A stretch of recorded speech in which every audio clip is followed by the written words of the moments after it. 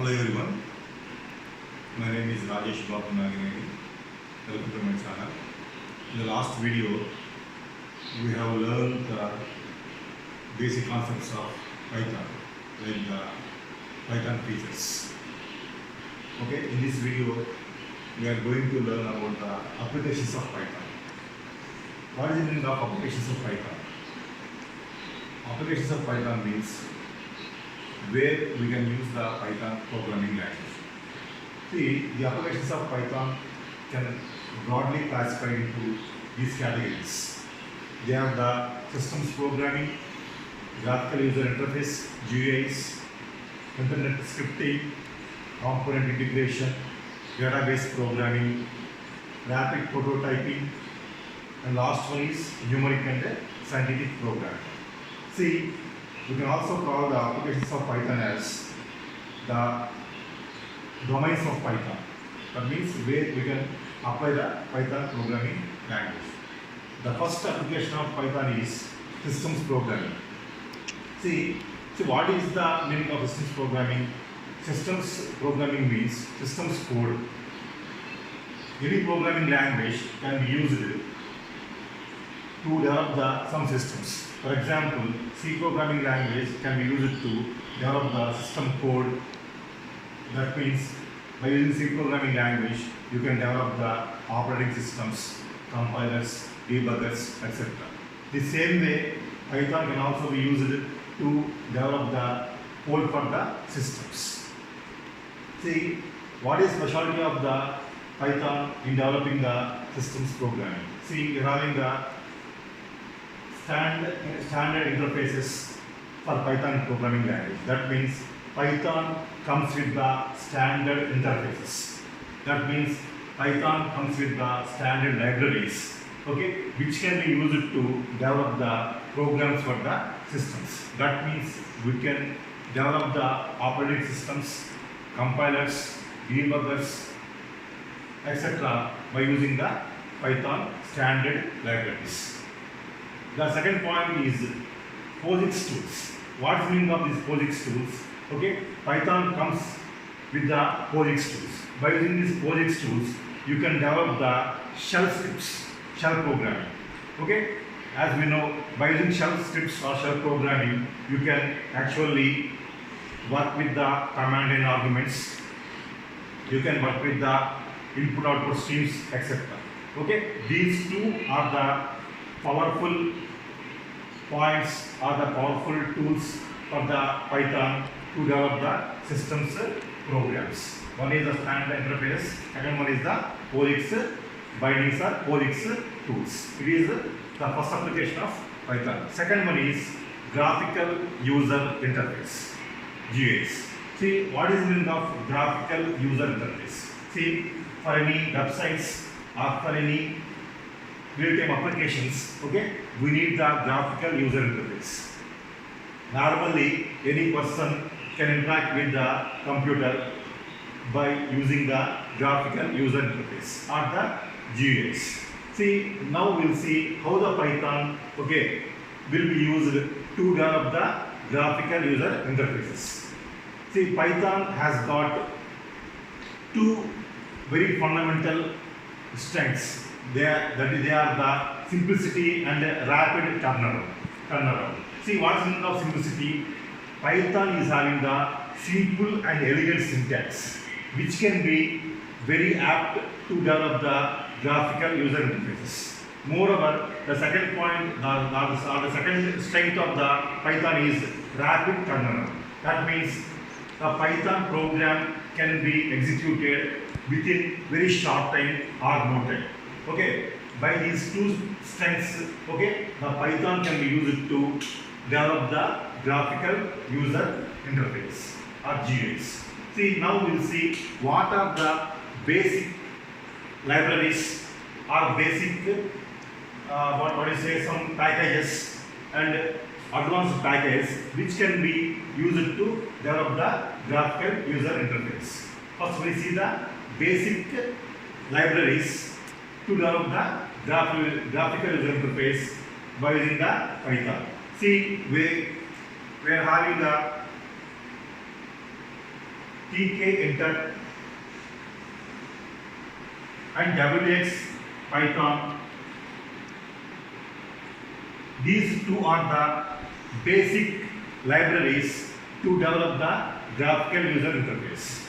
Okay, then the programming community of Python developed some advanced libraries to develop the graphical user interface. They are you are having the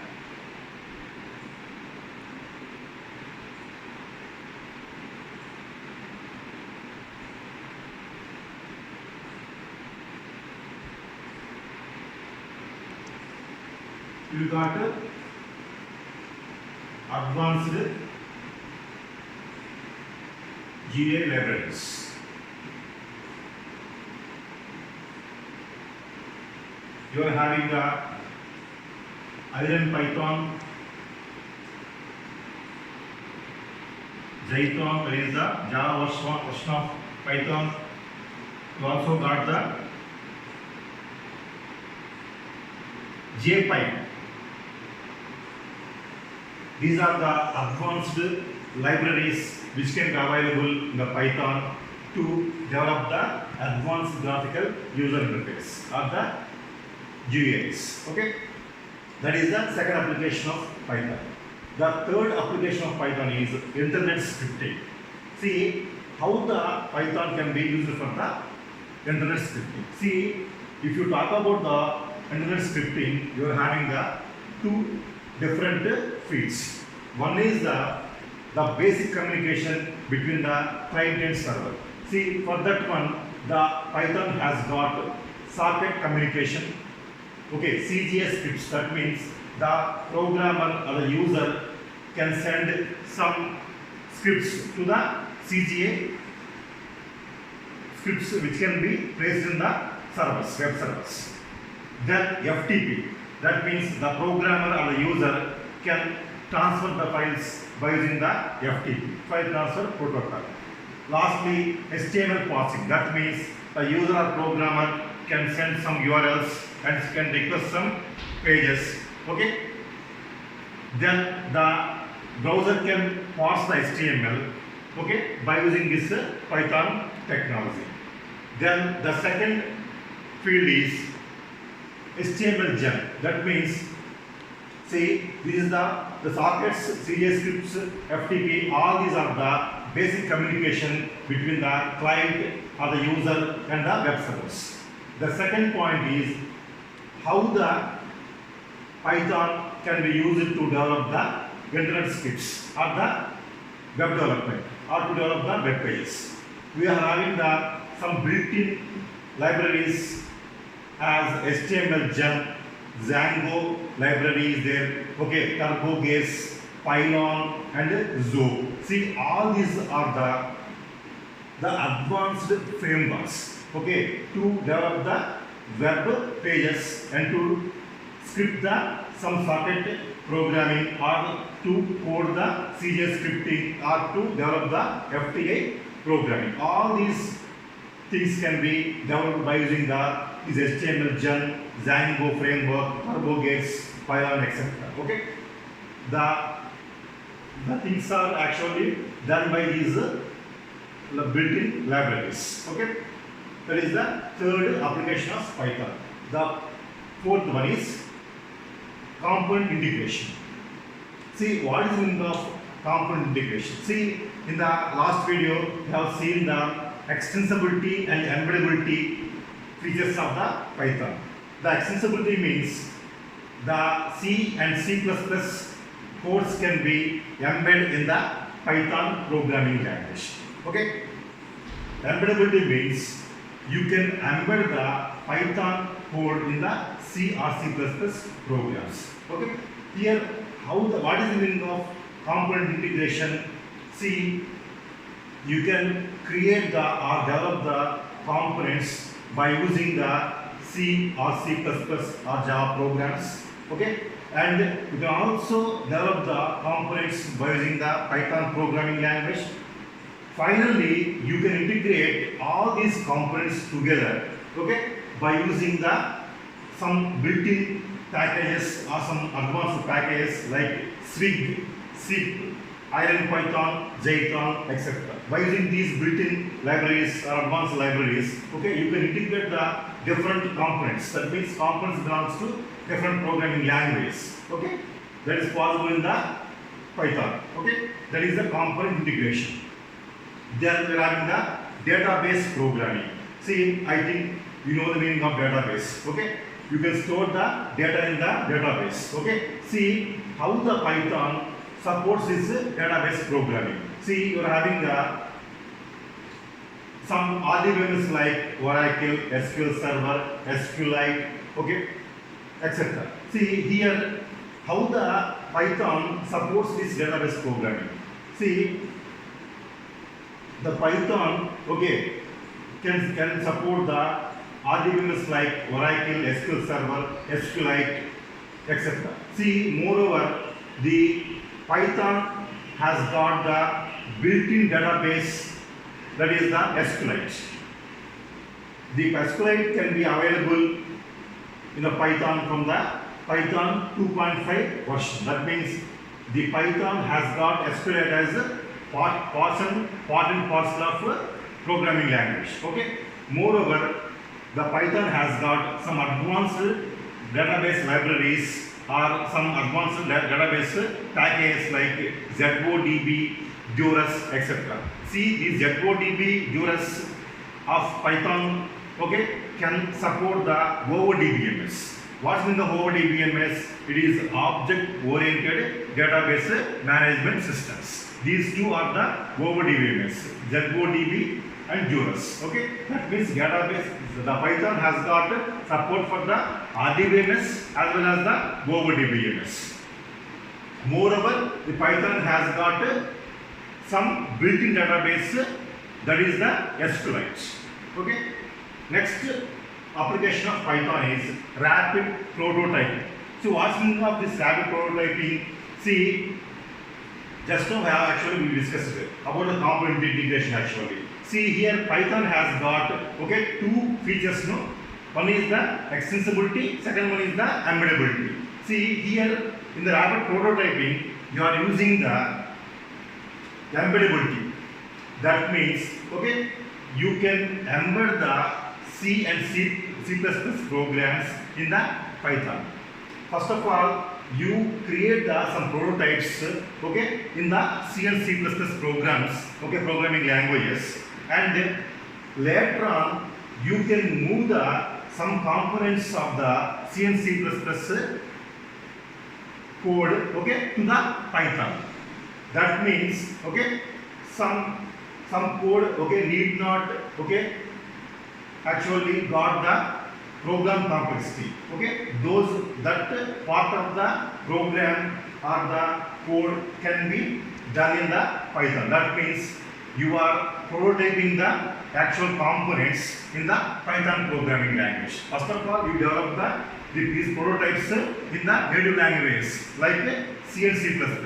Some part of code can be developed by using the Python programming language. It's possible by using the Python programming language. That's what you call the rapid prototyping. Okay. Next, the last one is the last application of Python is numeric and scientific programming. See, what's the meaning of numeric and scientific programming? Python has got built-in support for the numeric and scientific programming.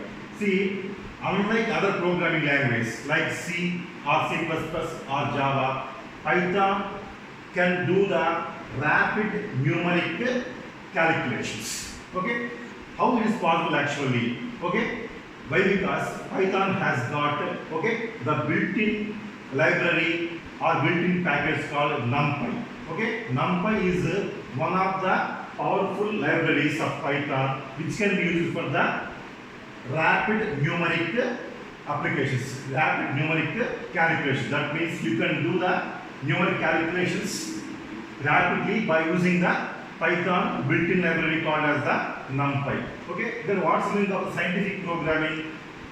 Scientific programming also can be done by the Python by using the library called the SciPy.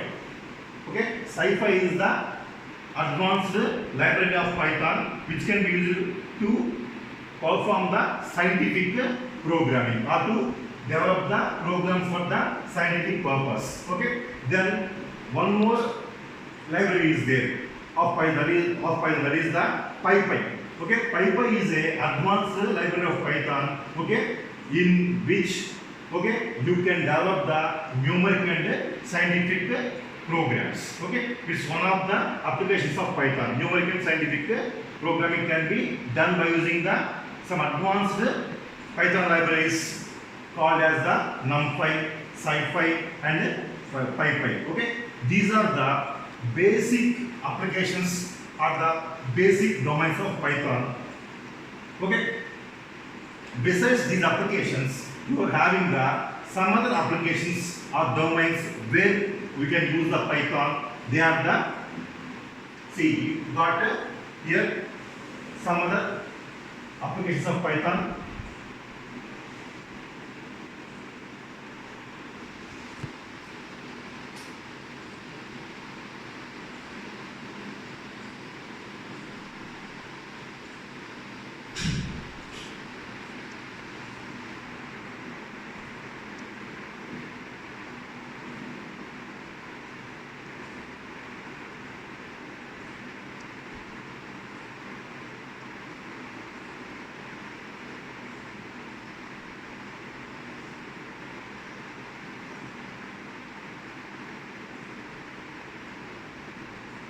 See, besides these applications of Python, we are having the gaming, images, robots, data science, etc. See, all these are the applications of Python. Thank you very much. If you like this video, please share and subscribe my video. Thank you.